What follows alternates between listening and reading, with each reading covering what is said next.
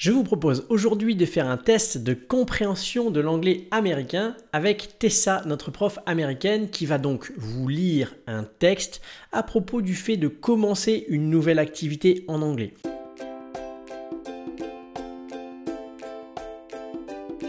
D'ailleurs, en parlant de nouvelle activité, si vous voulez commencer l'anglais, je le note, aujourd'hui même on est en promo, c'est le dernier jour de notre grande promo de l'été. Je vous mets le lien dans la description. Alors, ça va se passer en deux étapes. D'abord, on écoute l'enregistrement de Tessa. Ensuite, vous mettez sur pause et là, vous avez le choix. Soit vous allez faire le quiz directement en ligne, donc vous avez le lien sous la vidéo pour accéder à la fiche de cours, aux mots de vocabulaire et donc au texte et au quiz que vous pouvez faire en ligne.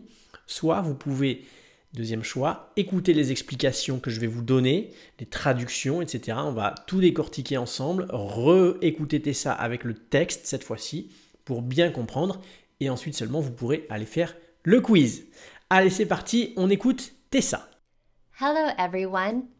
Today I want to talk to you about taking up new hobbies. I love trying new activities. 2 years ago, I decided to join a theater group. Every week, we would have acting lessons. After a few months, we began to rehearse for a play. At the end of the year, we performed the play in front of an audience. I had a little bit of stage fright, but it was a great experience. I enjoyed acting, but the rehearsals were always late in the evening. Consequently, I did not continue participating in the theater class. I later started attending fitness classes every Saturday morning. We would do squats, push-ups, and crunches, in addition to running and climbing a rope in the gym. I stuck it out for a few months, but it was very tiring. I prefer sleeping in on Saturdays, so I dropped out of the class. This year, I want to join a Spanish book club. I used to speak Spanish regularly when I lived near the Mexican-American border. Since moving to Lyon, I rarely speak Spanish. As a result, my Spanish has gotten a little rusty. I'd like to brush up on my Spanish vocabulary by reading more books in Spanish. Hopefully, I'll stick to this activity. Do you like to take up new hobbies, join groups, or take classes? Talk to you later. Allez, maintenant, on va donc réécouter Tessa. Donc, vous avez pu soit faire le quiz dès maintenant avec le lien ci-dessous, soit on va écouter les explications maintenant et ça va être plus clair. Vous pourrez faire le quiz après si vous avez besoin des explications. Allez, c'est parti. On réécoute Tessa pour le début. Hello everyone. Today I want to talk to you about taking up new hobbies. I love trying new activities. Alors bon, vous voyez ici, le premier paragraphe c'est facile. Hein? Today I want to talk to you about taking up new hobbies. Donc là, c'est le verbe vraiment adapté aujourd'hui, c'est to take up. To take up, ça a plusieurs sens, mais dans ce contexte ici aujourd'hui, ça veut dire commencer une nouvelle activité. Donc par exemple, vous pouvez dire I take up tennis pour dire vous vous mettez au tennis. ou I take up running pour dire que vous vous mettez à la course à pied. Allez, on continue. 2 years ago, I decided to join a theater group.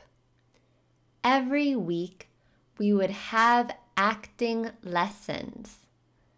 After a few months, we began to rehearse for a play. At the end of the year, we performed the play in front of an audience. I had a little bit of stage fright, but it was a great experience. I enjoyed acting, but the rehearsals were always late in the evening. Consequently, I did not continue participating in the theater class. Alors, donc là, c'est assez facile. 2 years ago, I decided to join a theater group. Theater, c'est le théâtre. Joindre un groupe de théâtre. Every week, chaque semaine, we would have acting lessons. Donc ici, on emploie would, non pas pour parler du conditionnel, mais c'est pour parler au passé. On avait des leçons de théâtre. To act, c'est un verbe, ça veut dire faire du théâtre. After a few months, donc après quelques mois, we began to rehearse for a play. Est-ce que vous savez ce que ça veut dire to rehearse? To rehearse, ça veut dire répéter. Et a play, c'est une pièce. D'accord?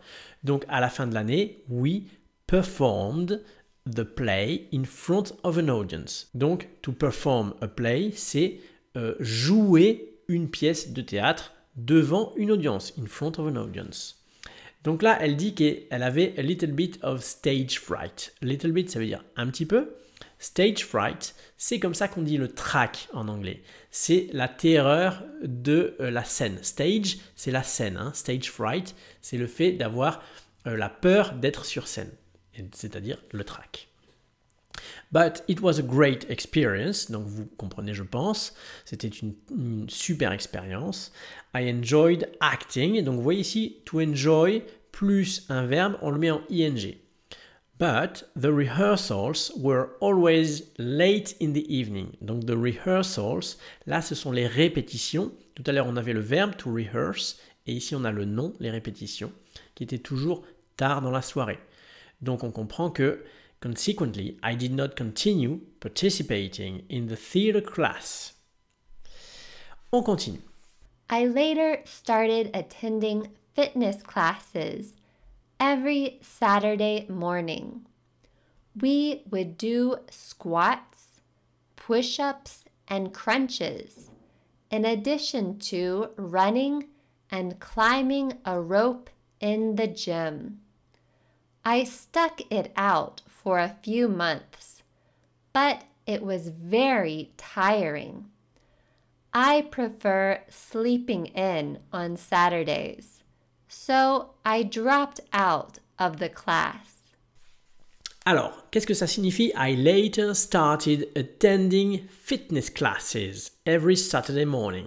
Donc plus tard, elle a commencé à assister à des classes de fitness. Qu'est-ce qu'il faisait dans le fitness? Donc, we would do. On a encore cette utilisation de would qui est utilisée pour raconter une habitude qui était dans le passé. We would do squats, donc des squats. Push-ups, c'est comme ça qu'on dit les pompes. Il faisait des pompes, des push-ups. And crunches. Crunches, c'est les abdos. Quand on fait des abdos, crunches.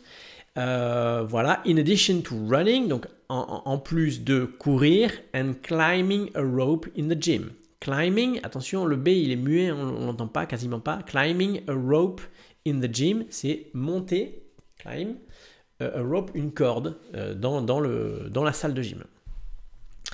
Alors, I stuck it out. Qu'est-ce que ça veut dire? Ici, c'est un phrasal verb encore. To stuck it out, ça veut dire tenir le coup. Elle a tenu le coup pendant quelques mois, for a few months, but it was very tiring. C'était très fatigant.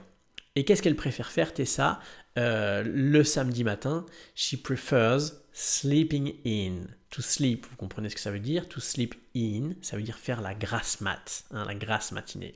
Et donc, I dropped out of the class. On a encore un phrasal verb ici, to drop out. Donc comme c'est mis au passé, on a doublé le P et on a mis ED, dropped out of the class. Et le verbe c'est to drop out. Hein. Vous connaissez la règle, quand on double une consonne, comme ici le P, quand ça passe en ED ou en ING, il faut que la lettre se termine par le mot se termine par une consonne, donc ici c'était le P, ensuite qu'il y ait une voyelle et une consonne. Donc ici on avait P, ensuite O qui est une voyelle et ensuite une consonne. Donc ça va doubler la consonne quand on rajoute ED ou ING. Allez, on continue. This year, I want to join a Spanish book club. I used to speak Spanish regularly when I lived near the Mexican-American border. Since moving to Lyon, I rarely speak Spanish. As a result, my Spanish has gotten a little rusty. I'd like to brush up on my Spanish vocabulary by reading more books in Spanish. Hopefully, I'll stick to this activity.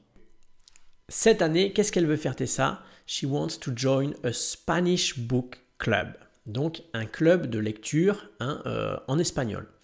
I used to speak Spanish regularly. I used to speak Spanish. Ça veut dire qu'avant, elle parlait espagnol régulièrement. Cette formulation used to, là encore le D est muet, on n'entend pas used to.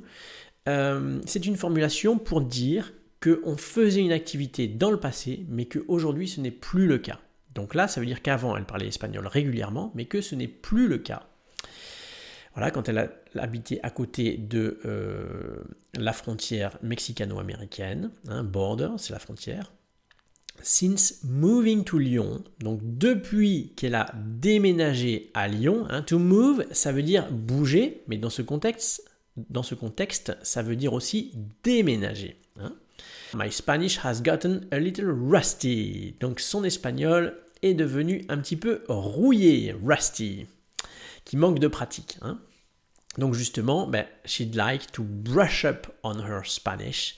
Donc ça veut dire, elle aimerait bien rafraîchir ses connaissances, s'y remettre, voilà, se rafraîchir à l'espagnol. Brush up on my Spanish vocabulary by reading more books in Spanish. La lecture de livres dans une langue étrangère, c'est une excellente habitude.